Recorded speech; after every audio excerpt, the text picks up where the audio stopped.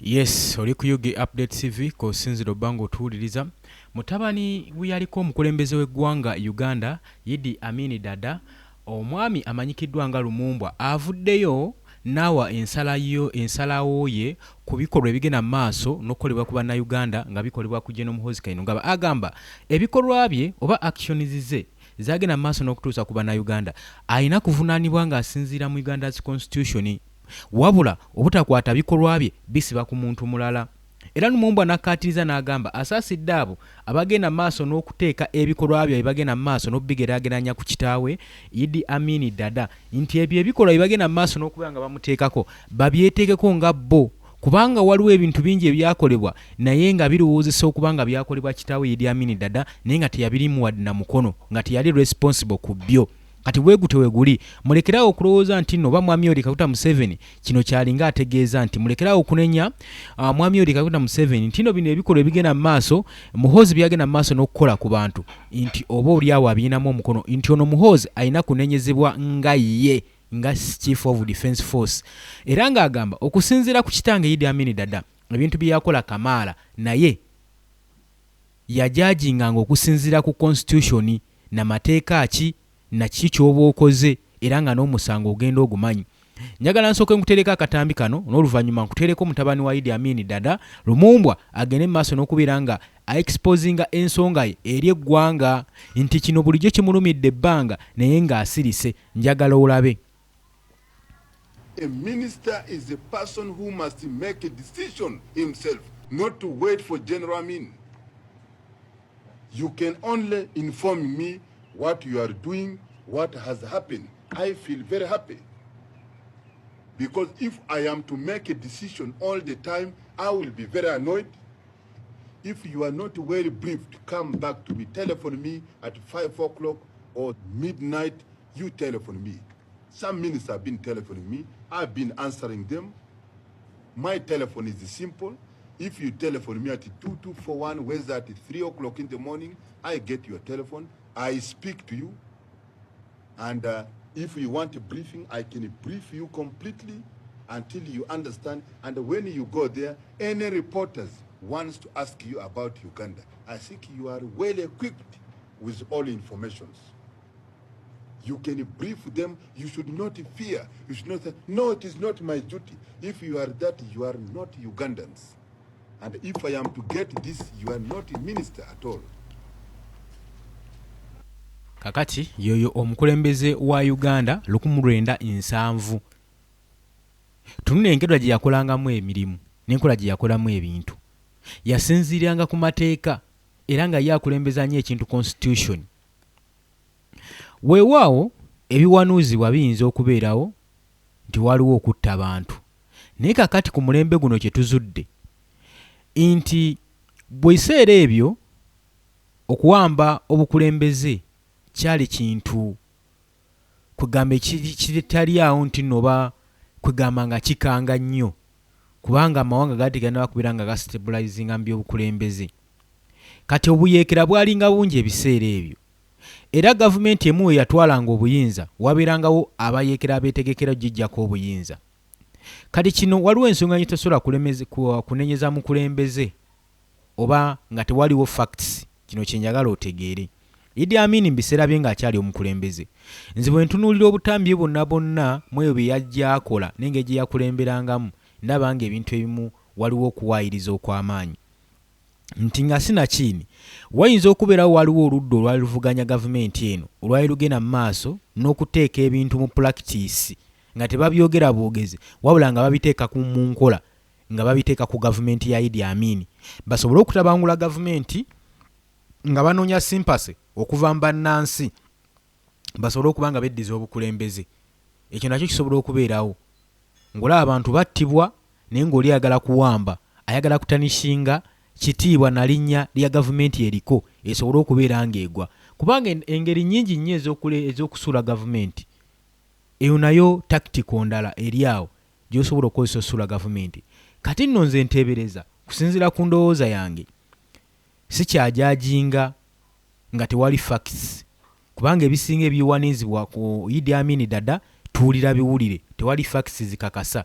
Naye ate ku ebyo bye yakoze waliwo facts nga birabika nga n'obutambi tubuyina mu maloboozi gazayogera wabula ate amaloboozi agenda mu maaso n'okuteekawo bilateral damages ku bannayuganda tetuziyina. Lwaki obwo butambi tebuliiwo?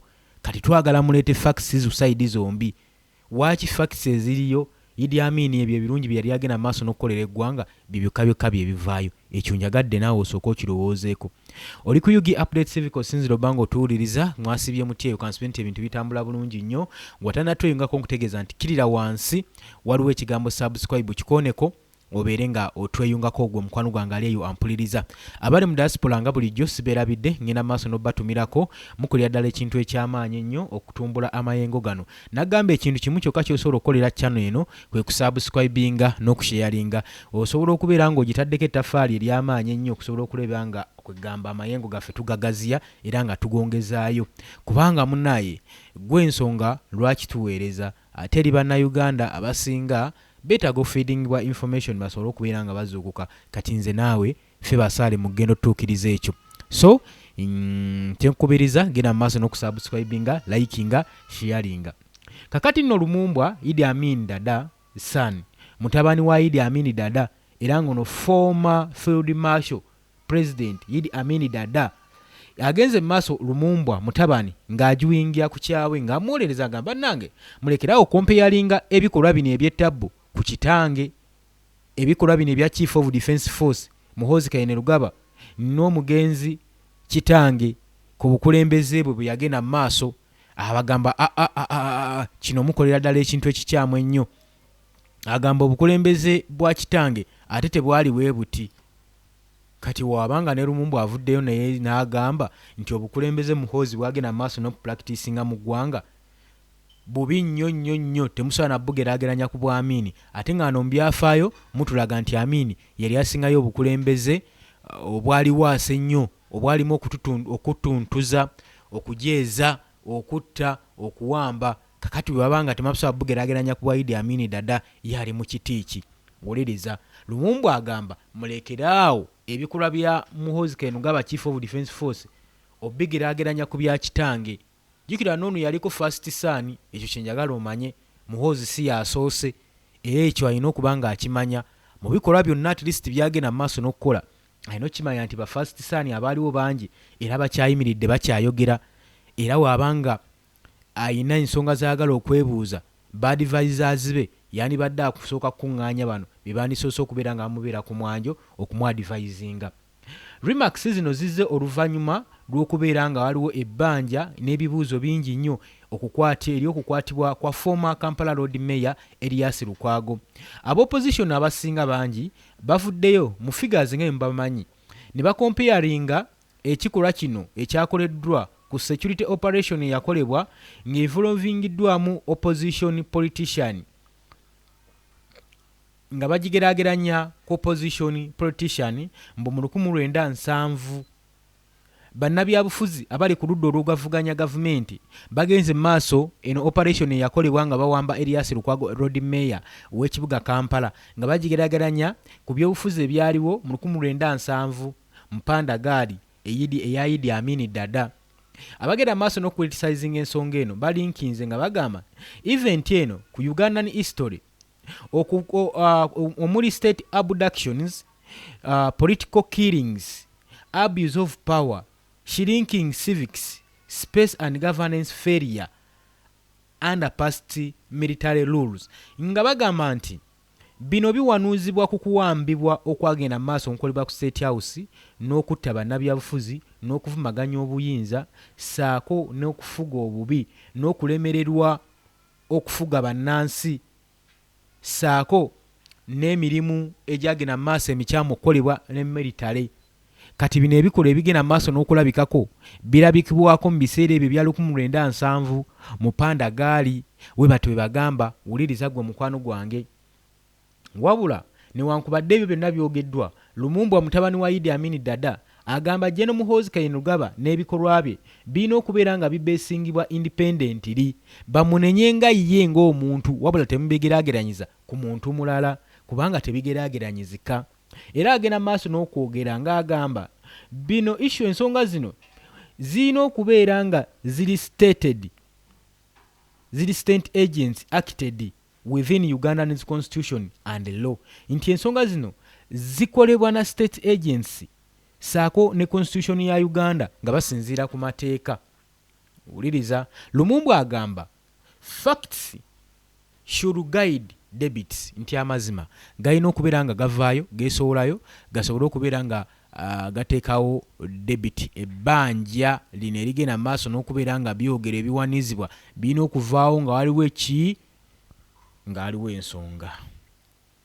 Ku lunaku olwa Mande abajaasi bagenda maaso abeefaananyizibwako oba abawanuzibwa okuba ba Special Force Command SFC bagenda maaso ne basalako amaka g'omuloodi Erias Lukwago wali eri mu Kampala ewa Kaliga. Bagenda maaso ne bascaling up perimeters walls nga tebannayingira kumenya, era basooka kusalako na kwetooloola amaka gano.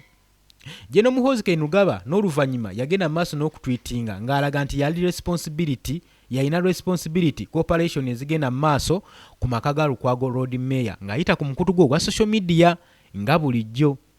Era yagenda maaso n'okulinkinga action zino ng'agamba Erias Lukwago long time standing criticism of him and the attempt to serve him court summons. Ng'agamba nti ono amaze ebbanga ddene nga neekiika nga ngenda maaso n'okubeera nga nkulitisizingako ku bintu bye ngenda maaso n'okukola, naye kaakati ke kaseera bino tubimale, era n'amukowoola mwesunze omulabako mu kooti. Byali bigambo bya General Muhoozi Kainerugaba. Enono incidents eyagwawo yakomamu omuliro era n'etandika okukompeyalinga ebikolwa bino ku byali mu mirembe gya Idi Amin Dada ku Panda gaali. Naye Lumumbu agamba bino byonna tebirina ku blamingibwa. Lumumbu agamba nti kitaawe Idi Amin Dada talina obeera kugeraageranyizibwa, talina na kunenyezebwa ku bikolwa ebyakolebwa n'abantu abalala mu biseera bye oba mu mulembe gwe. Nti waliwo ebikolwa bingi ebyakolebwa mu mulembe gwa Idi Amin Dada, naye Lumumbu agamba tebirina kunenyezebwa kitange kubanga ebimu byakolebwa nga n'okumanya tamanyi, n'ebimu ebyavanga mu bayeekera. Jjukira abayeekera eggwanga babeera abantu ba munda, abamu bannamagye basajja baabo munda abaagalanga omulyamu olukwe, bwe nga basalangawo ku mulyamu olukwe bateekewo ebikolwa ebimuvugamaganya. Kati agamba ye kitange yandibitegedde atya, naye byonna biba biteekebwa ku kitange kubanga yali mu buyinza mu biseera ebyo. So ebintu bingi ebisobola okukolebwa emabega w'obuyinza gwe gy'otali, wabula ne bikuteekebwako nti gwe yabikola.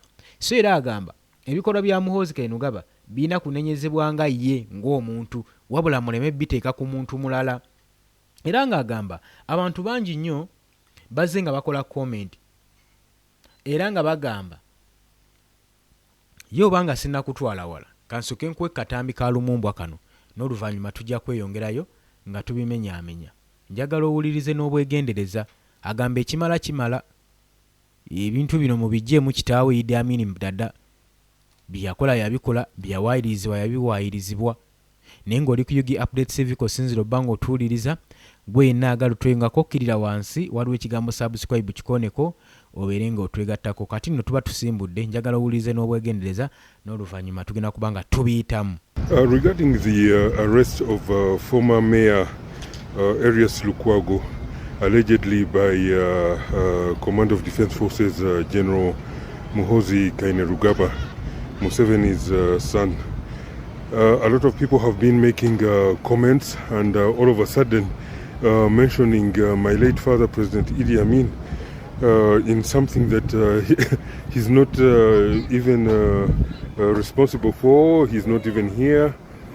So I'm a bit perturbed by this sort of association of his name into other people's actions. If you want to know what the Amin position is on such an incident, the first thing is, what is he arrested for? What exactly is the crime? And by that I mean, in the laws of Uganda. What crime has he committed? Of course, what is the evidence of that crime? And that is what should be made public. Even if he's released for one reason or another, there must be clarity on exactly what was it that he was arrested for as pertains to crimes in the criminal law of Uganda, so that it is clear that he was not arrested out of any abuse, by the way. Yes, and that is the stand. You cannot arrest anybody without having clear reasons, legal reasons to do so, and that is especially a crime which must be in the laws of Uganda with its either punishment or whatever. So that is the stand that we have, and we ask all the public to be patient and get those details. Even the country's foreign partners, who sometimes are concerned about these issues. Why they're concerned is another issue for another debate, but I call on everyone to be patient and get the information about what exact crime did the former Lord Mayor Erias Lukwago commit, and we move from there. Thank you. Yes, alright. Mbakulisizaayo nnyo obubaka mubuwulidde. Oyo ye mutabani wa Idi Amin Dada yaliko omukulembeze w'eggwanga Uganda mu 1970 eyo, era kigambibwa nti ono yakola ebintu kamaala nnyo Uganda byetasobola kubangezzaawo. Ebiremye gavumenti eno evudde emaze mu 1986 yakamalako emyaka 4 byasangawo babisaanyizzaawo naye ne byeyalekawo bigiremye okuzzaawo. Kitegeeza terinayo nayo kyayo kye yali yeekoledde. Teina kyayo kye yali yeekoledde. Wekigambibwa mbune bibasangawo babisaanyizzaawo. Ate n'ebitono ebali mu kukolako batambulira mu pulaani ez'ebyo Idi Amin Dada byalekawo. Kyewuunyisa bwe tulaba nti nga kiba kikanga eriffe abagenda mu maaso n'okubanja enkyukakyuka.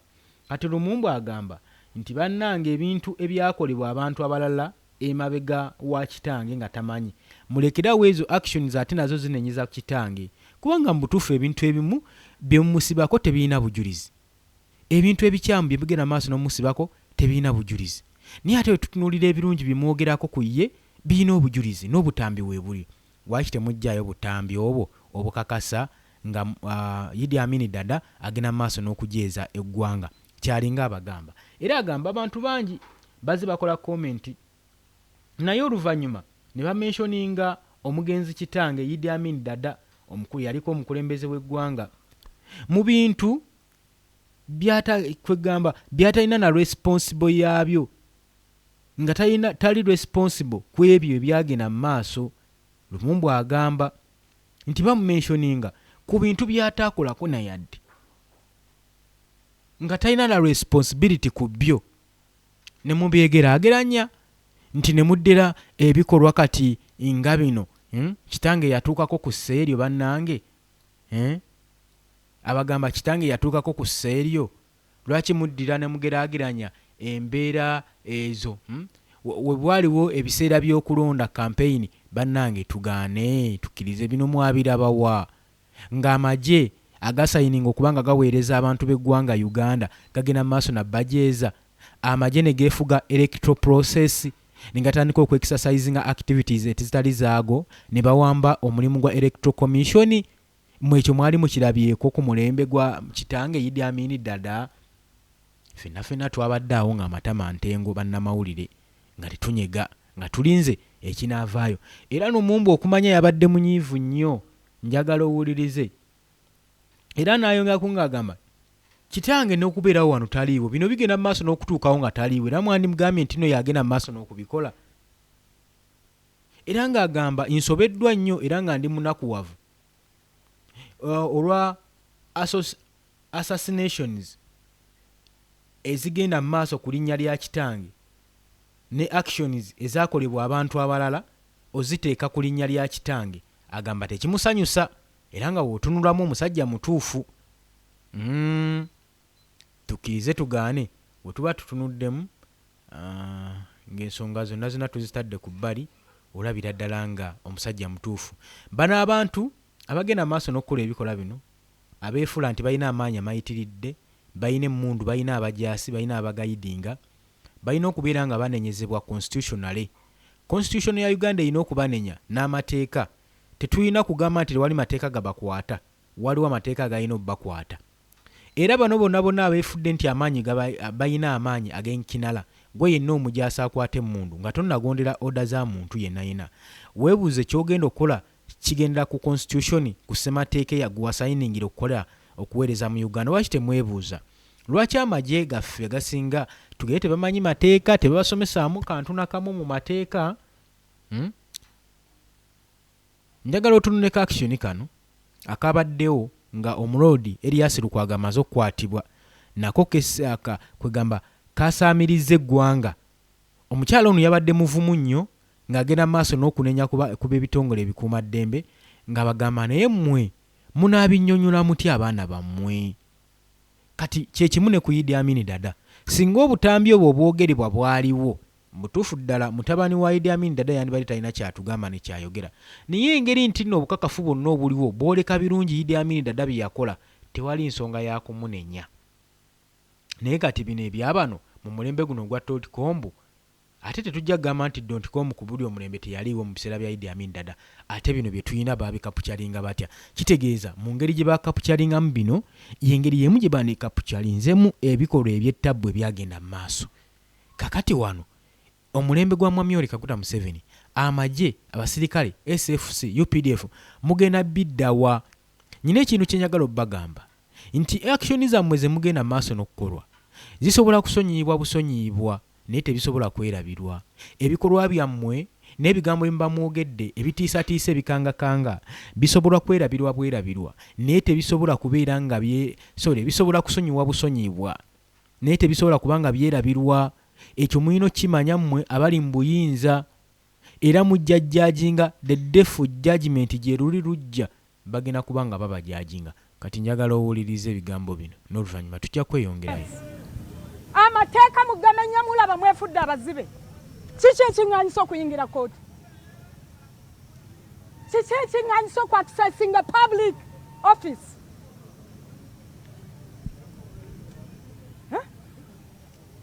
Mulaba amateeka okugamenya kyekisaanidde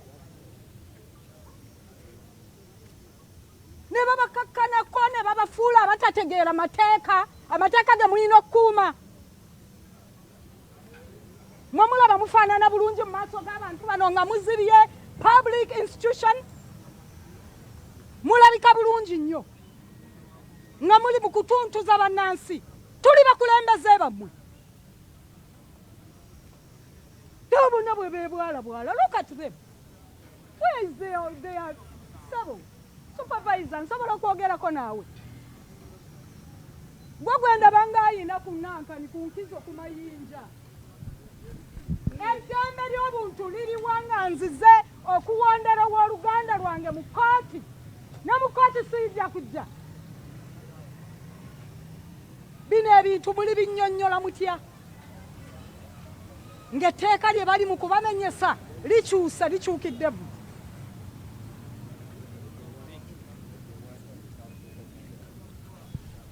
Mutunula mutya mu maaso g'eggwanga?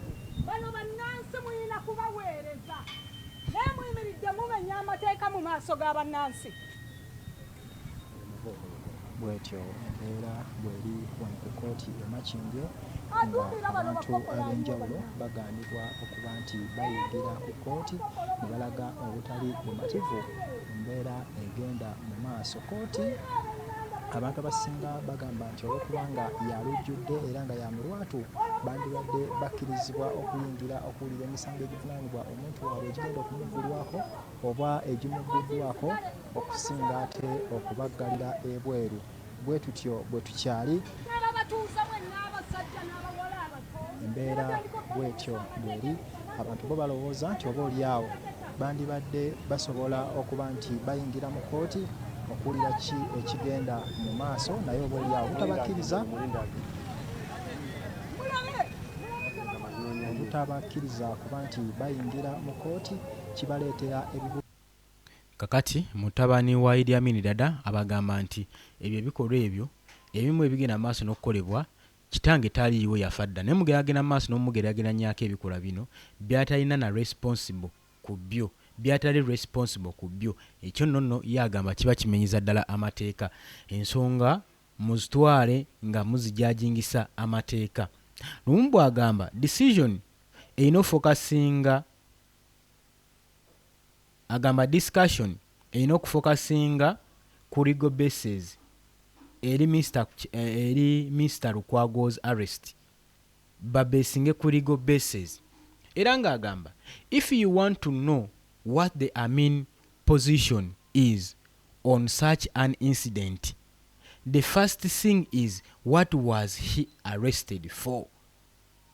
Lumumbu agamba wembanga mwagala okumanya ekifo Amin kye yalimu ku mbeera ng'eyo egenda maaso mu ggwanga ey'okukwata ey'okusiba bannansi ekintu kiwandisoose okwebuuza ggwe nga tonnabitema nnyo yali akwatirwa ku nsonga ki ye kye yasookanga okwebuuza what was he arrested for nti ye muntu oyo yenna akwatiddwa yakwatiddwa ku nsonga ki bye bibuuzo bye muba mulina okwebuuza. What exactly is the crime under the law of Uganda? What offense did he committed? What is the evidence? Those are the facts that should be made public.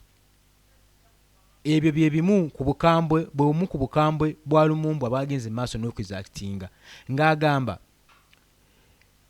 what exactly is the crime omusango guli ki gwe bakwatira oyo omuvunaanwa era mateeka ki mu Uganda agamukwata bamukwatira mu mateeka ki era offense ki yakomitinze yazizza ye gwaki ye obujulizi buliwa bye balina okwesigamako era n'ekitange Idi Amin Dada bye yeesigamako mu biseera bye ne mutwala ng'omuntu omulyake ne mutwala ng'omuntu atali mulungi. Kati kyagala obabuuza gavumenti ya Mwami Yoweri Kaguta Museveni omusajja ono Muhoozi Kainerugaba asinziirira ku ki ogenda mu maaso n'okukwata abantu nga bamutulabya azze abakwata nga tebalina na misango ne babula n'ekibabavunaana oyinza otya otandika okuvunaana munnabyabufuzi simanyi yabba akasimu simanyi tuteebereza ono yali akoze parade efaananako ey'amagye ne munoonya obujulizi ne bubula ate ne mugaana omumulirizi nga kati etuba tukiyita tutya. Era yagenze n'agamba bannange nti transparency yeetaagisa okupresentinga obwesigwa eri public n'okuteekawo obwenkanya mu misango mu justice system. Bino byetaagisa bannange muleke kutwala eggwanga nga ye mulowooza. Tujjukire bulungi eggulo Ssemujju Nganda sole siggulo gye buvuddeko yavaayo n'ayambalira Muhoozi Kainerugaba ng'amugamba oluvannyuma lw'okugenda maaso n'okukola post Muhoozi ng'agamba nti kati Ssemujju saako ne leader of opposition Joel Ssenyonyi be bamu ku badda ku lisiti ye okubanga bagenda atandika okutemeza emabega w'emitayimbwa. Ssemujju n'amugamba nti munnange ebyo nno obyogedde neffe tetukutya era njagala kukutegeeza nti ebanga ebikolwa ebikozesa eyo ngolooza kitaawo mu byobugagga by'ayina ne Uganda yagyakivingiramu kateme nti kitaawo ebyobugagga bye yaleka era bye yalaga ayigigye mwalimu ggaali na bbomba mwalimu ebbomba eggaali saako ne bodaboda. So abanga kulimba nti no Uganda kyalimu ku kyobugagga kye mwali mulina osikira mugende mutuule nga tannafa abalage ebyobugagga bye yatereka emitima gibale bwamu mulekerawo okutuntuza bannayuganda. Byadde bigambo bya Ssemujju Nganda wabula ate naye nga ne leader of opposition Joel Ssenyonyi naye ng'awanda muliro. Leader of opposition nja kuba mukuwa nkulage omuliro gwe yabadde awanda ng'omukwano gwange ali eyo ampuliriza. Kakati nno Lumumbu yakugambye nti mulina okubeera nga musinziira ku mazima n'amateeka okujajinga omuntu. so mulekaawo okubitema obutemi. Takomyoko agamba even if newankubadde ereeta waliwo okulirizinga kw'omuntu oyo aba akwatiddwa, weetaagisaawo ensonga lwaki yabadde akwatibwa, oba omuntu yenna walina okubeerawo critics, walina okubeerawo ne clarity ekakasa ennyonnyola waaki yakwatiddwa. Kirina okubeera kiriya nti teyakwatiddwa mu ngeri eteetaagisa, mbuba teyakwatiddwa nga tewali musango, oba teyakwatiddwa mu ngeri evumaganya mateeka. Era constitutional questions zaalweyizinze waggulu nga Lumumbwa akoze komenti eyayamiriza bannayuganda amatu, era ne drawing attention ku constitutional safeguards, ku constitution n'okugoverninga arrests n'okudetentioninga bannayuganda. Kino kiyimirira ku ki? Era nga kigambibwa we tuba tusinziira okukwata kwa bannayuganda tekirina kubeera kyeyagalire nti oli gwanaavaayo n'asonga nti simwagala ngenda mukwata nga talina na musango. Musomole omusango gw'alina. Tulabye ebikola bya gavumenti nga bannayuganda tebalina misango, naddala mu biseera bino ebya campaign, nga campaign ziri mu mateeka, ziri mu constitution, naye gavumenti neevaayo neekwata ba contestants mu ngeri etali y'amateeka.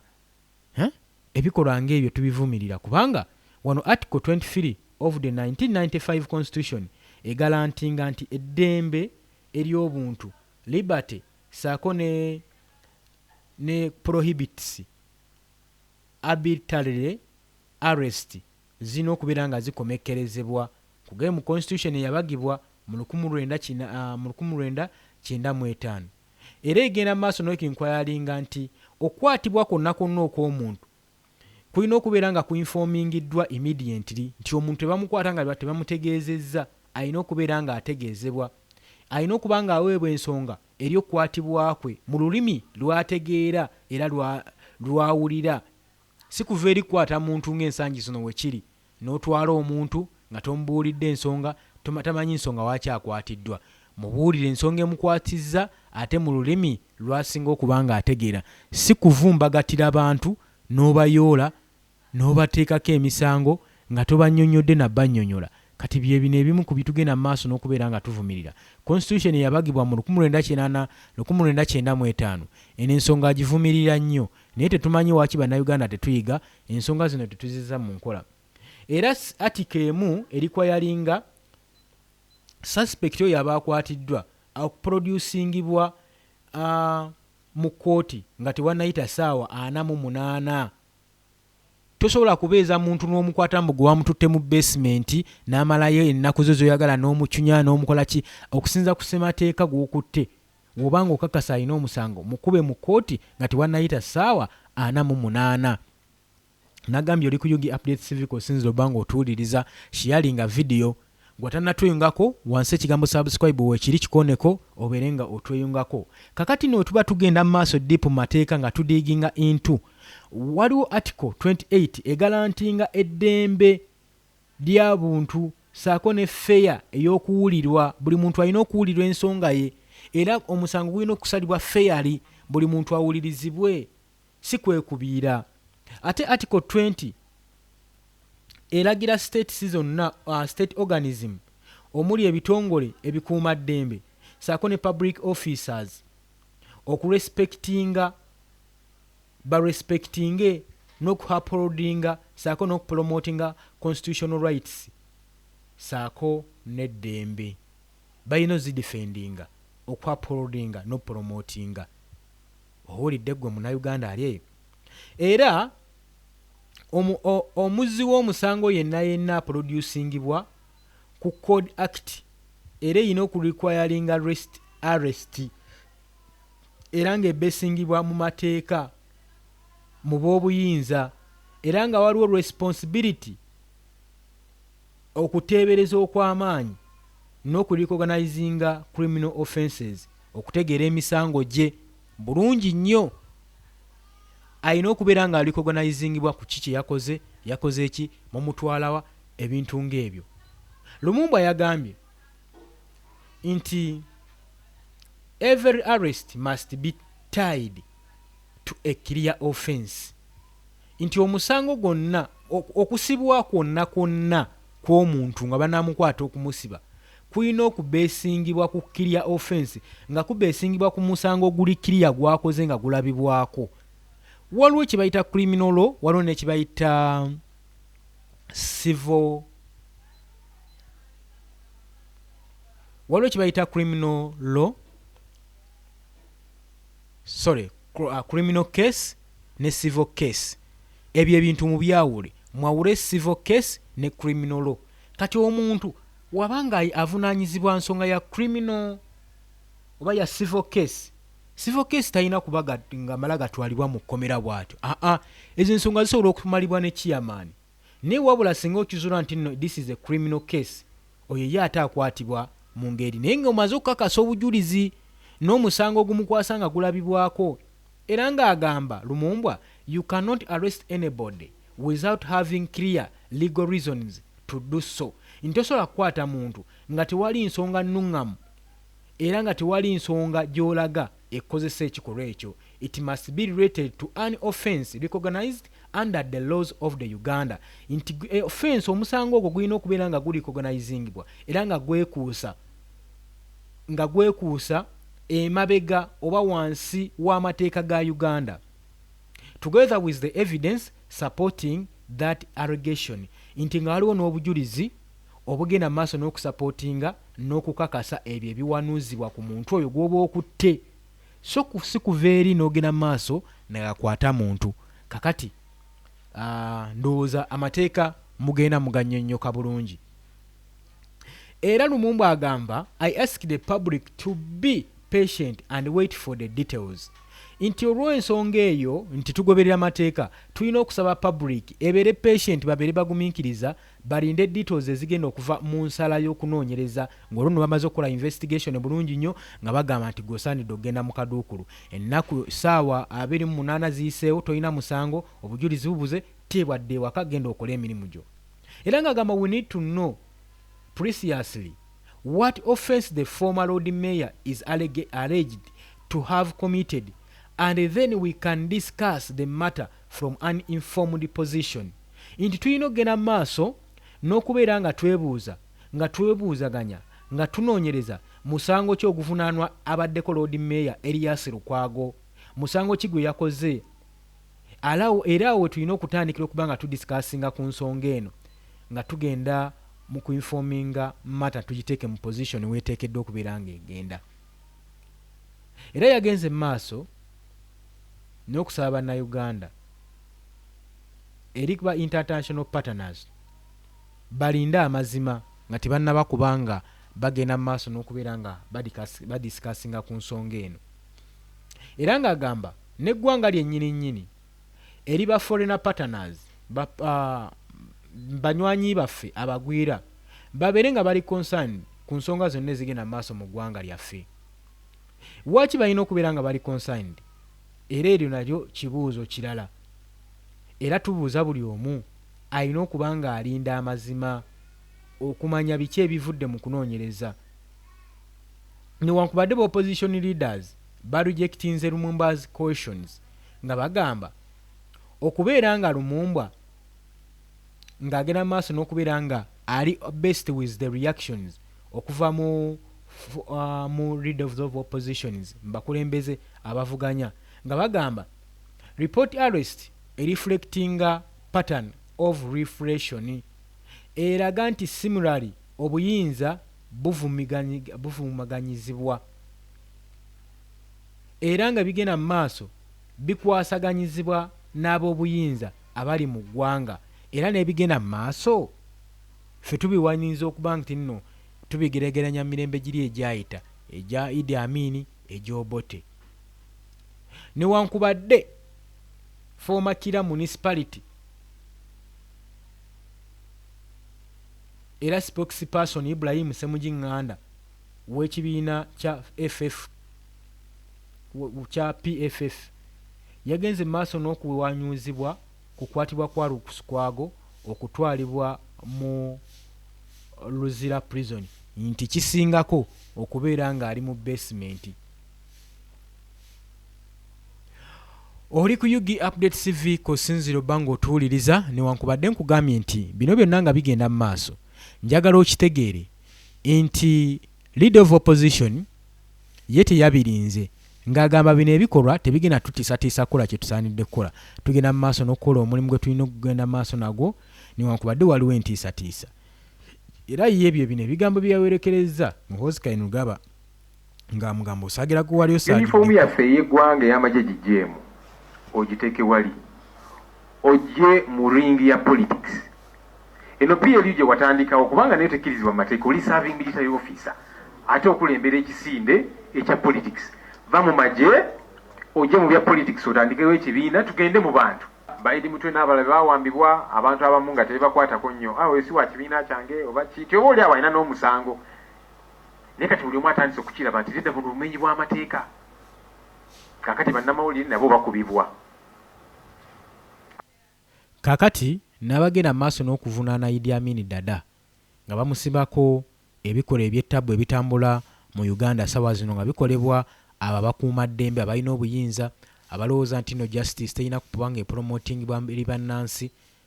Idi Amin Dada bye bino ebintu ebimu bye yakola ffe bye tumanyiiko era yayagala nnyo eggwanga lye era ebikola ebisinga bye yali akola yabikolanga nga defendinga ggwanga lye. Njagala olabe ne Kana Katambi n'oluvannyuma oba oli awo kanaalungamya abakulembeze baffe ne batandika okuba nga bafunamu omwoyo gw'eggwanga. Omwoyo gw'eggwanga si mwoyo gwa kulwanira bya bugagga bya ggwanga wabula abantu ababeeramu abakola eggwanga.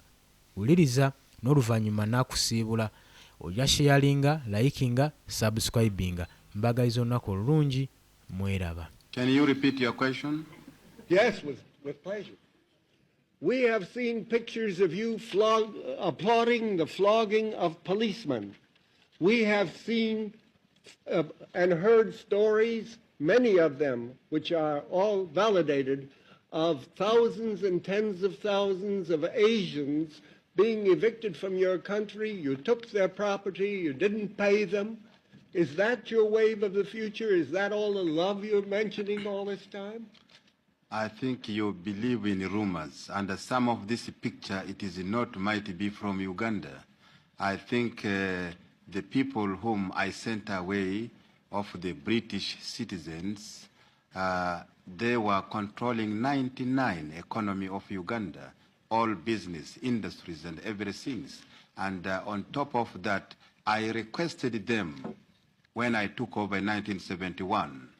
The power was handed over to me by the members of the armed forces. I asked them to apply for Uganda citizenship. They refused. And they control 99% of the economy. And the whole money they are getting, they don't bank this money in Uganda. They bank this money outside Uganda. And I am sure if they were still up to now, Uganda could have been bankrupt completely. And therefore there is no other opportunity. The only opportunity was to take that decision for the interest of the people of Uganda. And then I took that decision, but I said that I will pay the compensation, and which I have written to the all government concerned. I'm sure the United States, I have already paid them cash, and I have written to government of United Kingdom, and the discussion is going on. And I have also written to India, which they have got a few Indians. I'm sure the delegation will be coming from India to discuss with the government of Uganda, and we shall pay. We don't say that we cannot pay. But some of the other point which you are saying, it is not true at all. You will find that Uganda is one of the best country in the world, I will say, as a president of that country.